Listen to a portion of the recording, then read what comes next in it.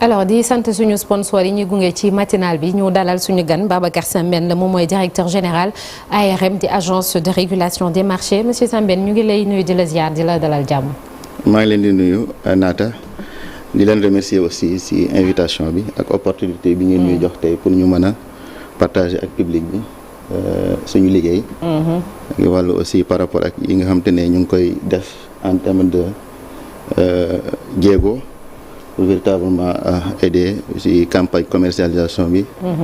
Semaine bii passée c'était très chargé. oui. ci sucre ak diwlin. c'est ça. c'est-à-dire que peut-être tey dinañu mën a permettre ñu wax ci yeneen produits. ak yeneen campagne yi di ñëw. c'est vrai parce que ñëpp loolu lañ toog di déglu. mbiru voilà seen site bi lu tax doxul. suñu site ba. waaw site ARM. site ARM. waaw site ARM mu ngi ci en construction ça je confirme. parce que semaine bii rek am nañ réunion ak waa Sénam. pour ñu mën ñu aider véritablement Sénégal numérique pour ñu mën a améliorer le site y a le site page Facebook LinkedIn véritablement communication digitale bi ñu gën ko améliorer li nga wax noonu dëgg la parce que am nañu retour yu bëri par rapport à ça merci beaucoup merci beaucoup monsieur Sembène alors sëñ Cheikh ñu bàyyi la nga door waxtaan bi ak ponk yi mu doon wax sànq. voilà monsieur Sembène ARM ku dégg sa xel dina dem ci mbirum souveraineté alimentaire mais déjà yaa ngi ko doon junju sànq ci ay bés yi ñu génn yéen a ngi woon ci tournée di xool surtout état production ci mbirum soble bi ak pomme de terre bi en gros lan la ñu mën a jàpp ci mbirum autosuffisance ci wàllu. merci cher peut-être avant loolu ngeen may ma nuyu aussi samay kilifa man c'est président ministre du commerce ak ministère bi yëpp wala gouvernement bi wax nga ko sànq ci wàllu souveraineté alimentaire c'est dire que aujourd'hui si politique bi nga xamante ne ministère bi mu ngi ko def de manière globale sax gouvernement du Sénégal mu ngi ko doon def ça fait un peu longtemps parce que depuis 2005 mi ngi def régulation c'est un peu pour aider cette question de souveraineté parce que la politique commerciale damay am habitude naan c'est le prolongement de tous les sectoriels parce que léegi ñëpp ay bay ou bien ñëpp ay produire pour un marché loolu nag day tax te marché bi mu nekk loo xam ne yow moo ma ko yow rek ñu ngi ci ay environnement ñu ngi ci ay zone par exemple CEDEAO UEMOA extra ci àdduna bi yëpp ci kaw loolu mu amoon ay période par exemple 2005 suñu béykat yi da doon métti dañuy béy ba pare pour ñu jaay mu nekkaat problème ça c'était compliqué et au niveau du tarif douanier c'était parce que à l'époque dañuy wax le TEC c'est de UEMOA c'était pratiquement 20% le taux le plus élevé béykat dañu doon wax naan le TEC ne protège pas assez le secteur agricole CEDEAO jël ci ay jéego ba ñu yéegal niveau bi ñu dem TEC CEDEAO pratiquement boo xoolee léegi l'ensemble des produits agricoles ñu ngi ci 35% pour protéger un peu parce que loolu boo ko deful souvent au niveau international dañ lay wax ne il faut que marché bi ou bien consommateur bi moo war a décider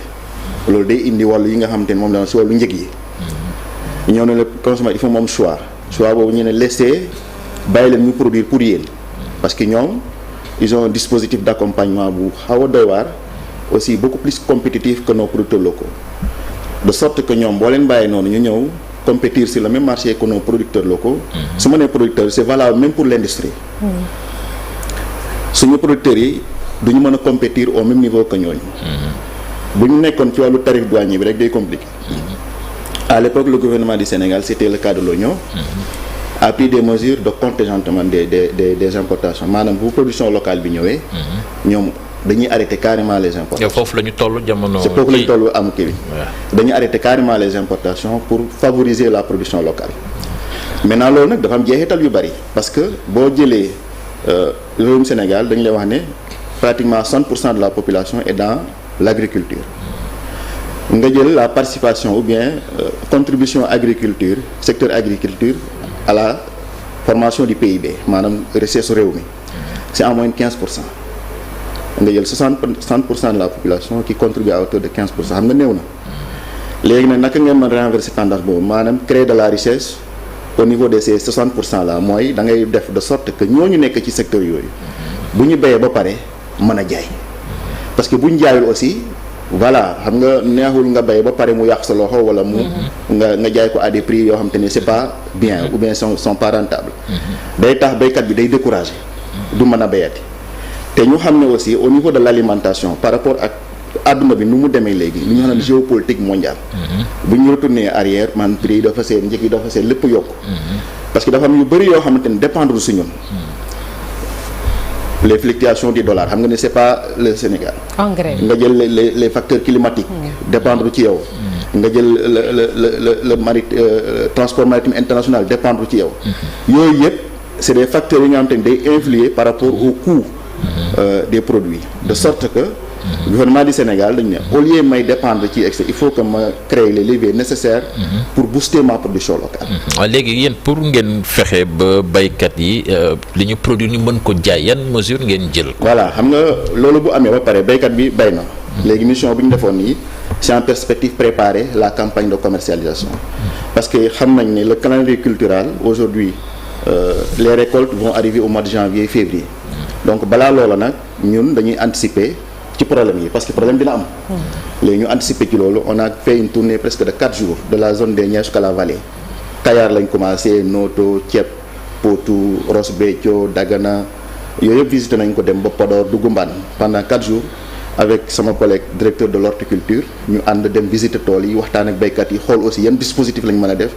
pour véritablement aider dans la commercialisation. loolu bu weesoo ñu dañuy wootewaat Dakar. parce que ce qu'il faut retenir c'est que lu mel ni soble pomme de terre calendrier cultural bi ma ñëw ci en fait changement climatique yi daf ñu tënk ci benn waxtu benn période de production. ce qu'on appelle les changements climatiques les producteurs n'ont pas la latitude ou bien les pouvoirs pour étaler carrément seen production bi. il y a les problèmes de variété de semences il y a les inondations ou bien il y a la pluie et cetera donc les fortes périodes c'est entre mars avril mai. ça c'est un. de deux mooy. le calendrier des récoltes n'est pas le calendrier du marché. Par exemple, aujourd'hui, man dama ne si oignon, on a un besoin par exemple de 400 000 tonnes d'oignons. Les 12 mois. Les 400 000 tonnes d'oignons sont récoltées les 80% sont récoltés en 3 mois. Mars, avril, mai. jàppal ne tey on est au mois de janvier. mois de mars di nga génn béykat yi génn ci télé bi ne la ñoo ngi ne mënuñu jaay. pourquoi loolu day am parce que si j'ai un besoin mensuel ci marché bi de 30 000 tonnes 100 000 tonnes arrivent. il faudra que nga xool surplus boobu foo koy teg en attendant et en fonction des besoins du marché ñu koy teg. ça ramène les questions d'infrastructure de stockage. voilà denc bi et cetera. Le problème il est là. maintenant stockage nag ça se prépare. bu loo xam da nga koy décréter. parce que les questions de variété. parce que dafa am variété yoo xam ne mënoo ko denc. les variétés qui restent au stockage extra yooyu yëpp dañ ciy liggéey ak suñu naataango ministère de l'agriculture. ça c'est un de deux c'est le respect des itinéraires techniques. parce que béykat bi su fekkee dafa bëgg yàkkamte ñëw ci marché bi y a ce qu'on appelle y mettre beaucoup d'urée engrais et cetera ça favorise pas la qualité du produit pour de sorte que boo ko dencee mu mën a toog. donc yooyu yëpp dañ ciy liggéey en amont. ak aussi des fois aussi parce que dañuy bàyyi soble bi par exemple du ñor. bu baax a baax du ñor parce que c'est des questions de marché xam nga béykat bi aussi c'est un agent économique il réfléchit parce que moom bu semé ba pare peut-être les conditions de production c'est compliqué. financement bi day du demee noonu il travaille sur fonds propres 4 mois arrivé à la récolte le marché n'est pas bon il faut l'aider pour véritablement à ce que moom mu mën a débarrasser wu ci produit ou bien moom day jaay rek quelle que soit la situation et à ce niveau le ministère aussi am na ci programme mooy programme de stockage bi renforcer stockage bi la mise en relation ñu ngi koy def maanaam contractualisation maanaam béykat bu payee pare mu mën a génn ci loxoom peut-être le commerçant bi jël ou bien l'agrégateur mooy stockeur bi yooyu yëpp c'est des stratégies yi nga xam ne ñu ngi koy teg ànd ak ñoom ak les interprofessions et les sociétés coopératives yi nga xam ne ils se sont constituées pour véritablement les aider dans la commercialisation collecte ak commercialisation. L'autre point mooy que ne y a ce qu'on appelle un fonds de commercialisation ministère bi ak les finances aussi nous ont aidés dans ça fonds bi bu ñëwee dikk dañ ciy liggéey ak ñoom mettre en place un comité de gestion de ce fonds-là pour permettre pendant les périodes de forte production ñu am lu ñu génnee ci marché bi am foo ko teg et c'est ce qu'on appelle la régulation ça va permettre quand même de réguler les flux et au fur et à mesure en fonction des besoins du marché nga monsieur Sembène yaa ngi wax sànq ni dinañ toog benn instant dégg producteurs yi naan ay waa am nañ fi suñu produit yaa ngi fi gisuñu ñu ko jënd et tout mais au même moment dañuy gis ni parfois ñun suñu reporter bu ñu yónnee éléments yu mel noonu dafay taseeg lu mel ni Dakar wala feneen ñoom produit bi dafay manqué wala dafay cher alors que ñoom ñu ngi koy jaayee ay prix yoo xamante ni c'est assez réduit léegi problème bi lan la distribution bi à quel moment la rupture di am parce que defe naa dafay am benn peut-être coopération boo xam ne dafay am ci chaîne bi yëpp ba nga xam ne du am rupture fii dina mën a am produit bi dina tas fépp et puis beneen bi aussi mooy la qualité des produits parce que parfois sénégalais yi dañuy am préférence ci produits yi ñuy importer soble bu Sénégal boo waxee ñu naan la ay dafa bari ndox ay dafa gaaw a yàqu bu ñu demoon di ci jënd saaku sax da ngay jënd genn wàllu saaku bañ mu yàgg sa loxo yi di nëpp pomme de terre bi carotte bi et cetera. Maintenant il y a des questions si li nga wax sànq. Oui. L'approvisionnement. Pendant ce moment béykat bi il peut vendre à 100 francs ou 200 francs nga dem Kolda mu jar 800. Maintenant chaîne d'approvisionnement boobu noonu moom laa doon wax sànq maanaam mise en relation entre production et commercialisation. loolu nag moo xaw a des vous avez parfaitement raison pourquoi parce que li nga wax naan da nga nekk di réguler un secteur informel c'est extrêmement difficile c'est différent les d'autres agences de régulation ou par exemple ARTP ou véritablement c'est connu c'est très technique c'est professionnel vous nga jël agence de régulation produits pharmaceutiques c'est connu voilà par contre ñun dans la régulation des filières ou bien de la production parce que au Sénégal egguñu fi ñu wax naan ce qu'on appelle déclaration de production sénégalais du déclarer production et même au niveau des statistiques horticoles c'est extrêmement difficile pour xam à période aujourd'hui ma ne la fii heure bii lay ñëw tel lay ñëw et cetera ñaata tonnes loolu des na dans la régulation l'autre chose c'est que même à la récolte normalement en droit du commerce par exemple à l'OMC dañu la traitement national traitement bi ngay accordé produit importé bi moom la tu dois faire avoir le même traitement que le produit bi nga xam ne moom nga def Sénégal par exemple kii importe soble mënul importer soble tant que amul certificat phytosanitaire par contre sénégalais bi béykat bi nekk Potou on l'exige pas le certificat phytosanitaire alors que dafa war a am normalement balaa ngay récolter da nga war a am certificat phytosanitaire ça permet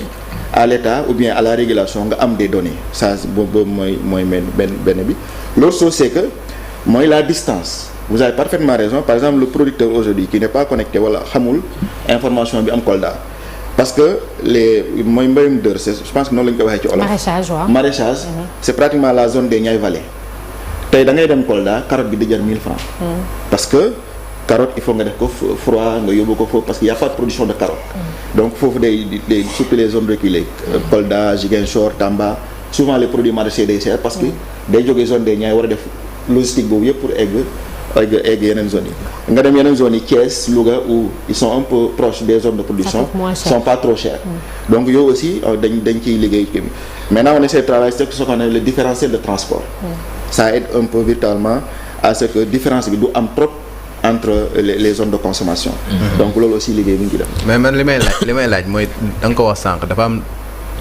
une période de forte production comme ni nga ko waxee léegi mais Sénégal également xam nañ les périodes de forte consommation parce que xam nañ ni Korité dañuy soxla soble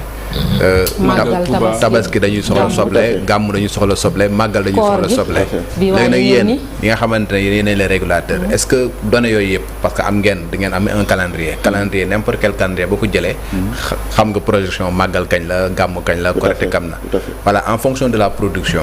ak en fonction de projection yi nga xam ne dañuy def pour forte consommation bi est-ce que yéen au niveau de l'ARM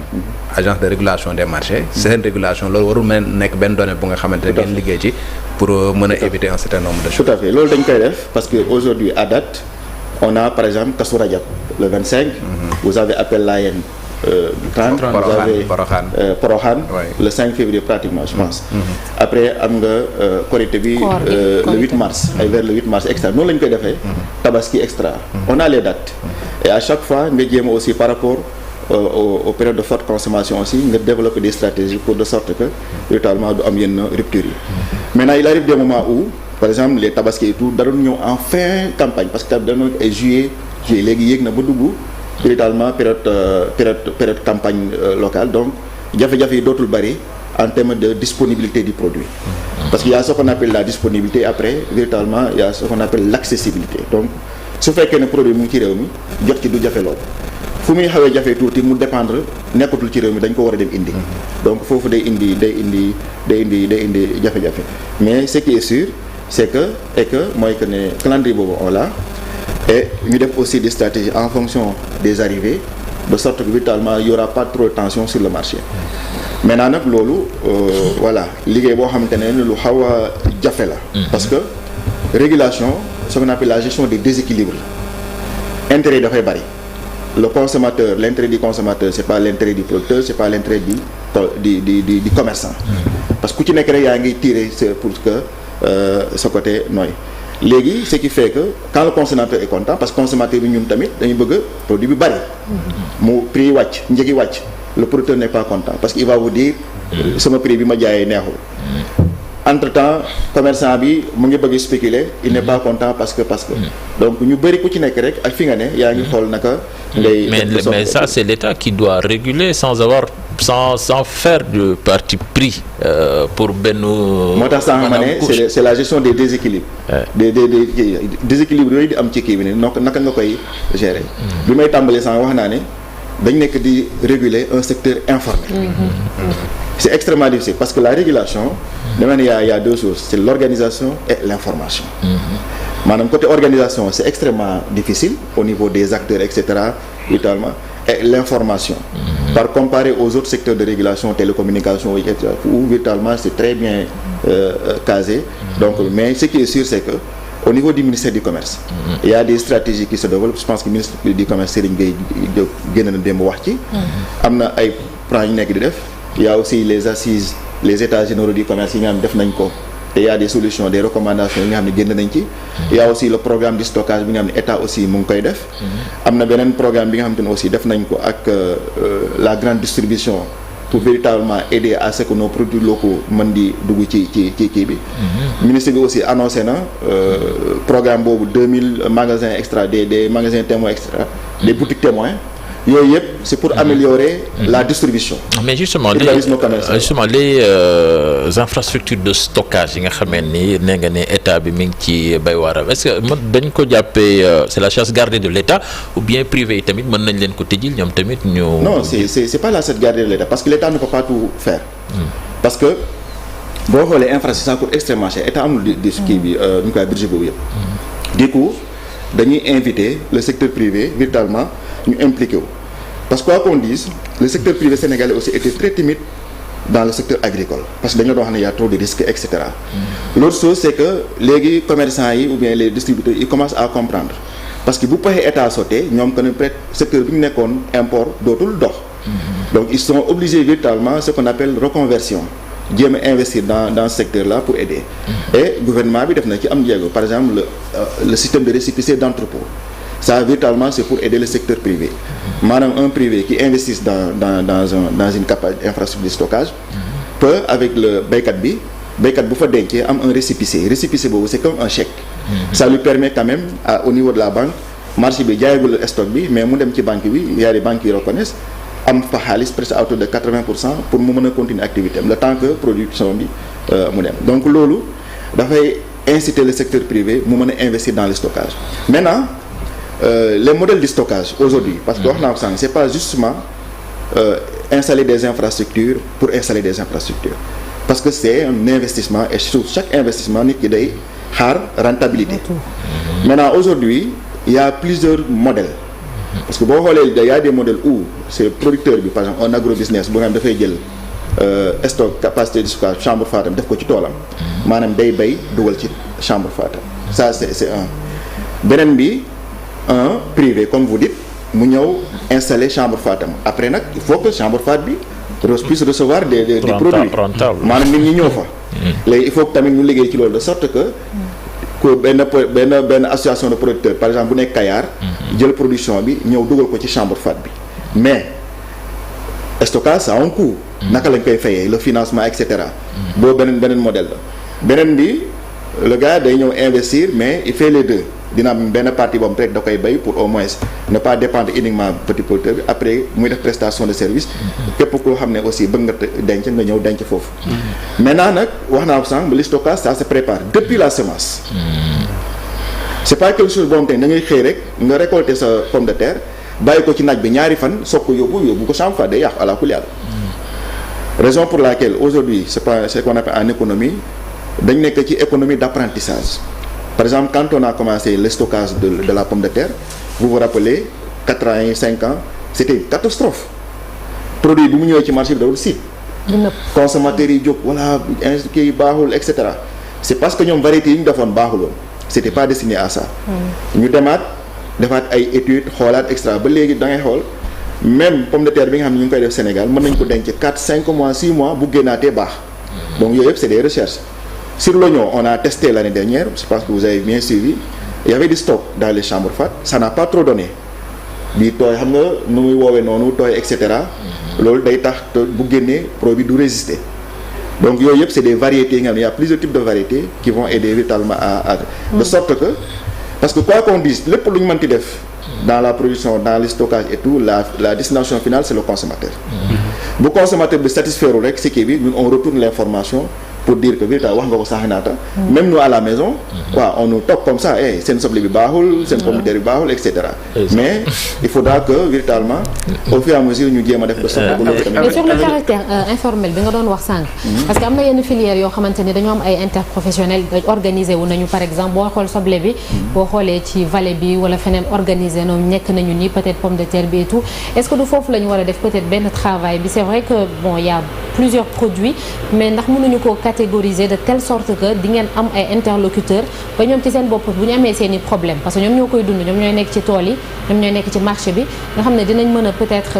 mën a identifier problème yi mën a aussi proposer leen solution maanaam bu ñu ñëwee ci yéen le travail serait beaucoup plus facile n'est-ce pas interprofession ñu leen di mettre en place avec le FNDAS Fonds national de développement agro-sylvo-pastoral bi nag au niveau du ministère de l'agriculture dañuy liggéey ak ñoom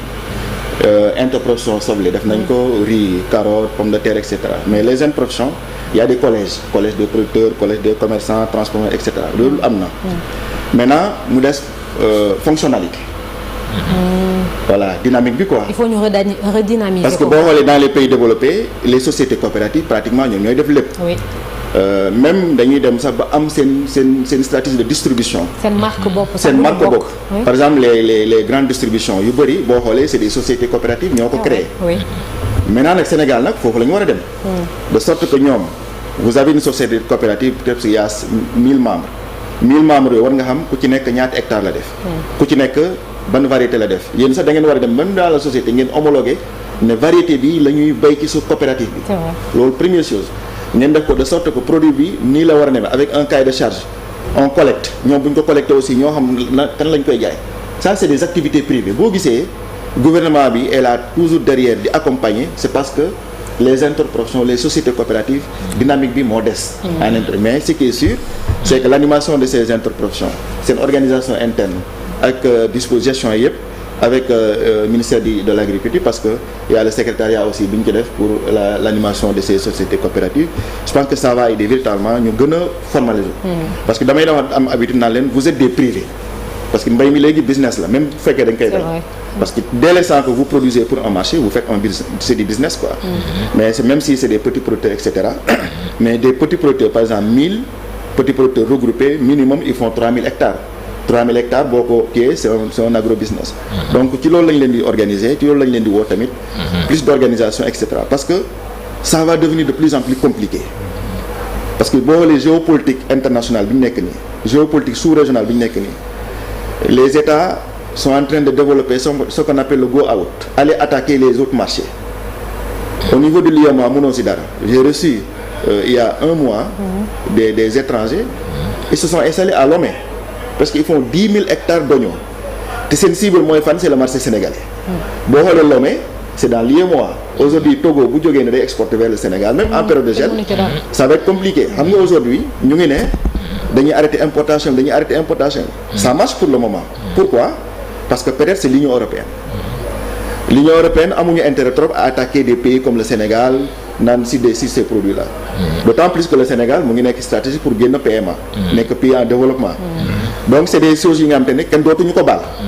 léegi nga ñëw ku jógee produit Lomé ñëw Sénégal day jaay force donc il faut préparer nos producteurs quand même à être beaucoup plus productifs et justement ci mbirum gel d'importation boobule ci wàllub soble bi ak pomme de terre bi fan lañ ci toll est-ce que c'est envisagé actuellement. oui def nañu réunion yi parce que bi ñu depuis décembre ñu ngi def réunion yi di évaluer les quotas en fonction parce que dañuy bañ aussi importateurs yi inonder marché bi de sorte que béykat bu ñëwee duñ jaay. léegi ce qui fait que on régule un peu depuis. maintenant nag bu ñu ñëwee ba janvier bi nag ñu commencé taxaw seetlu.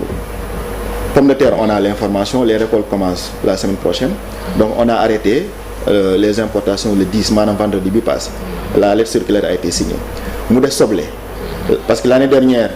pour pomme de terre on a arrêté le 15 janvier. Cette fois-ci yéeg nañ ba le 10 janvier. Pour oignon